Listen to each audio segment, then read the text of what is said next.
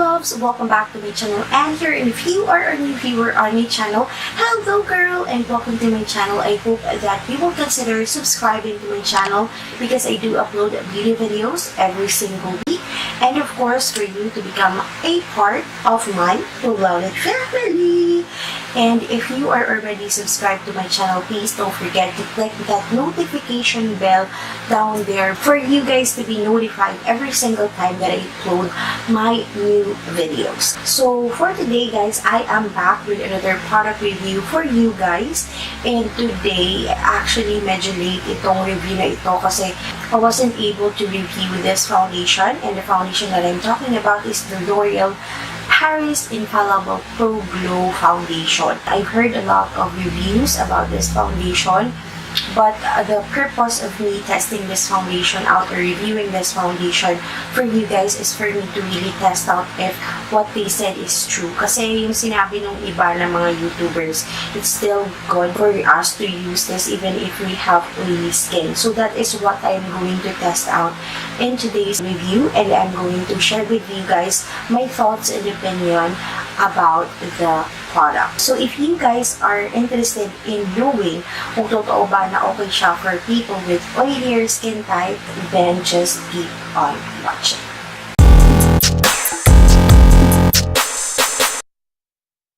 Okay guys, so as per usual, I'm going to share with you guys where I bought this foundation kasi I don't know if this is already available sa ating mga L'Oreal counters or kiosk nationwide. So I bought this one sa Shopee.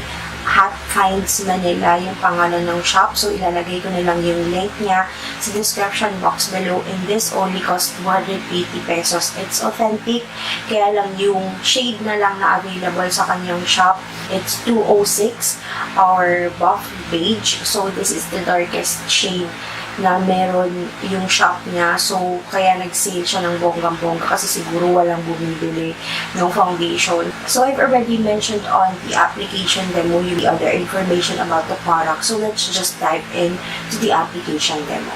Okay, so before I apply the foundation on my face, I just wanted to let you guys see the condition of my skin right now. As per usual, lagi ko itong ginagawa because I wanted to let you guys see the difference that it made on my skin. So, as you guys can see, ang dami-daming chismis ni ate this time of the month. Marami akong maliliit na breakouts, and meron din ako guys rashes dito. So, sobra talaga yung texture ng aking skin this time kasi siguro dahil sa stress. And yung pores ko talagang sumisigaw siya. Kahit na malayo na ako sa camera, kitang-kita niyo pa rin yung mga pores ko dito. Of course, uneven yung aking skin tone. Mas maitim yung aking face sa aking katawan. And I do have a lot of dark spots on my nose. So, ayan, nakikitang-kita niyo talaga yung lahat ng mga kachismisan ni ate. So, wala po akong tinatago ng mga keme. So, the foundation looks like this when you get it. Wala siyang box or whatever. Nasa squeezy tube lang siya na plastic. Pareho siya ng Pro Matte, as you guys can see. Kaso yung finish ng packaging nito is matte. And ito naman parang medyo may glow siya na ganap. Or ewan ko, baka parang ano na lang po, luma. Kaya medyo matte yung itsura niya. So, it says here, L'Oreal Paris up to 24-hour foundation, Infallible Pro Glow. So, I got the shade 206. Yung sabi dito, radiant finish.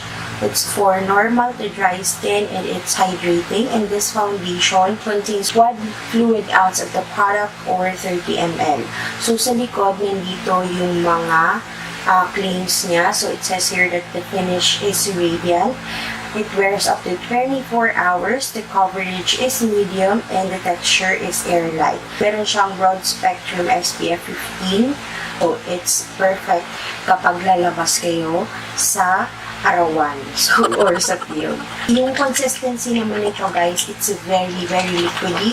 Ewan ko kung naririnig niyo yan, pero pag shake ko siya, it's very, very liquidy. Yung kanyang consistency. Ayan. So guys can see, sobrang liquid siya. Talagang tumutulo siya sa back of my hand. So yung gagawin ko guys sa other half ng mukha ko, I wanted to mix it with the Pro Matte para makita niyo din yung difference na nagagawa nitong foundation na to. So, ilalagay ko muna siya dito sa right side ng aking face, which is your left. And I am going to use a brush na lang para mas even yung yung coverage niya. Kasi kapag sponge, since very liquidy, baka i-absorb lang ng sponge yung foundation. So, yung gagamitin ko lang is yung real techniques na sponge and applying it on the right side of my face. And yung gagamitin ko lang is yung Pro Glow na foundation lang. So, right in the back, makikita nyo na maputi yung foundation sa akin mga te. Kasi nga yung mukha ko is mas maitim kaysa sa katawan ko. And yung foundation na to, after a few minutes, nag-oxidize siya sa akin kasi acidic din ako. And I do have very oily skin. So, take note of that. Kasi baka meron kayong dry skin. So, iba yung magiging finish inyo nitong foundation na to. So, yung application niya guys, it's very easy to blend.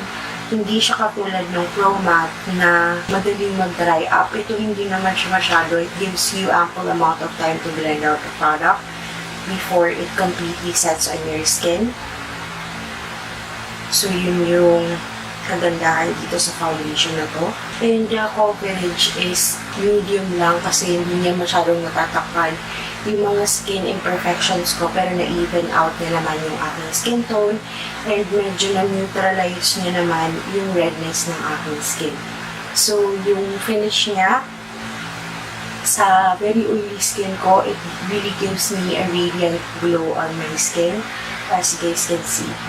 So, ayun yung itsura nung meron na, without a primer. Medyo nakikita pa rin yung aking mga pores. Pero yung texture ng aking skin medyo hindi halata, as you guys can see. Kahit na merong mga bumps or maliliit na mga rashes, parang medyo naging flawless naman yung itsura ng aking skin when I use this foundation. Hindi siya masyadong halata. Medyo makinis yung mukha ko. Pero compare dito, as you guys can see, medyo natakpan niya naman yung mga skin imperfections ko, pero yung dito, hindi masyado. So, let's see if the foundation is buildable. So, I'm going to add another layer.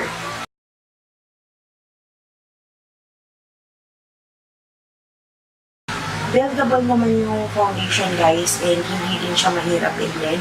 Kahit medyo nagsustart lang mag-set yung foundation dito sa side na to when I applied the second layer. Pero blendable pa rin siya. And yung feeling niya guys, very airlight talaga. So, it's true to its claim na hindi siya mabigat sa feeling. I think that this is going to be really good for my girls out there who have drier skin type. Kasi hindi niya na-accentuate yung dryness ng skin ko dito sa side ng nose. Parang wala lang. It doesn't look cakey kahit na bineld up ko na yung product. So, it's really good.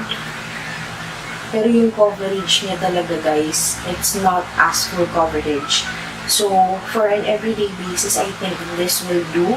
Kasi ayoko naman yung sobrang full coverage, yung takot na or natatakpan na lahat ng mga chismis ni ate. I still wanted to look natural. So, if you are just like me, na ganun yung din yung bet ninyo, then this foundation is going to be good for you. So, let us apply this naman on the right side of my face. But this time, I'm going to mix these two foundation together para makita lang natin yung difference. So, when I mix the Pro Matte, mas naging thick yung kanyang consistency and mas naging okay yung kanyang coverage. Pero since maputi yung Pro Matte ko, it's 104, medyo naging maputi yung ditong part. Pero mamaya pag bronze and all tayo, mapapantay na lang yun. Parang dito sa side na to, parang hindi ko na kailangang mag-add pa ng layer. And yung Pro Matte na foundation guys, hindi na siya madaling mag-set. Compared kung hindi ko hahaluan yung Pro Glow na foundation, mabilis tong mag-set yung foundation na to. So, ngayon na hinaluan ko na siya, parang hindi na siya ganun ka-bilis mag-set. So, gamit ko na nakait Let's use a sponge there. Kasi marami akong nalagay sa loob. So, using a sponge, okay naman siya. Kapag hinaluan, hindi siya masyadong magiging sheer yung coverage. So, ito yung merong halo. As you guys can see, very natural finish lang. Hindi sobrang matte, hindi din masyadong dewy. And this is the side na yung Pro Glow lang. It's very, very dewy. And yung kanyang coverage is not as good nung hinaluan ko siya ng Pro Matte. So, hopefully, itong application na to is going to help you out decide kung meron kayong oilier skin type. So, I'll just apply the rest of my makeup and I'll get back with you guys. Okay guys, so I'm done applying the rest of my makeup and this is what it looks like. Medyo nagpantay naman yung kulay niya and I used the Canon EOS sponge to bake both sides of my face para makita natin later on kasi magkakaroon ako ng check-in para makita nyo yung effect niya that it did when I just use yung Pro Glow and then nung hinalo ko yung Pro Matte and yung Pro Glow na foundation. So it's already 12:44 in the afternoon. So, I'll get back to you guys as soon as mag-start ng mag-oil up itong side na to, which is the side where I just applied yung Pro Glow na foundation. But, before that, I just wanted to let you guys see yung flash photo test. So, I did the flash photography even before baking my face with a powder. So, yung foundation lang talaga. And as you guys can see, meron talagang flashback itong foundation na to. So, I wouldn't recommend for you guys to use this if you are having photo shoots kasi hindi maganda yung effect niya sa photo. But in person, it really looks flawless. Mas lalo na siyang naging flawless nung nilagyan ko siya ng powder kasi medyo na-fill in ng powder yung mga pores ko. And sobrang makinis talaga yung effect ng foundation na to sa aking face. I'll just get back with you guys later as soon as mag-start ng mag-oil yung side na merong Pro Glow and compare it doon sa Minix natin for you guys to see yung ginawa kong test while I am testing out this foundation. And of course, we are going to talk about my thoughts about the foundation. So yeah, I'll see you guys later. Okay guys, so it's already 2:24 p.m. or in the afternoon and I started noticing na medyo lumalabas na yung oiliness na aking skin dito sa side na yung Pro Glow lang yung ginamit ko. So, I decided to share my thoughts with you guys before pa akong mangarap. Past 1 hour na yung nakalipas after nating i-apply yung foundation and take note na nag-bake ako ng face. So, I think that it really helps na i-control yung oiliness ng aking skin. But when I first used the foundation, I just set it with the pressed powder and after an hour lang, talagang naglabasan na yung mga kalangisan sa aking face. So, to answer the question kanina, is it going to work for people who has oilier skin type? I think that if you are going to bake your face, it's going to work. Pero huwag kayong mag-expect na hindi kayo magre-retouch kasi maraming retouch yung gagawin nyo sa mukha nyo kapag yung Pro Glow lang yung ginamit nyo. So, as you guys can see, this is what it looks like after an hour. So, nagiging dewy na yung itsura nitong side na Pro Glow lang. Pero yung mix, medyo okay pa. Dito pa lang sa my nose area, yung nagiging oily. So, ito, yung buong cheeks ko and then yung forehead ko naglalabas na ng oil. Since I've shared or showed you guys kung ano yung magiging itsura niya after past 1 hour kung ginamit ito, let us now talk about my thoughts or final thoughts about the foundation. So let us first talk about the pros or the things that I like about the foundation. So first things first, of course, the packaging. So yung packaging niya napaka-okay for me kasi it is contained in a squeezy tube and plastic pa siya. So we do not have to worry whenever we are traveling. It's very true to its claim na meron siyang natural or radiant na finish. Because as you guys can see, talagang bongga, dewy yung itsura nitong foundation foundation na to sa aking skin. Especially that I do have a very oily skin.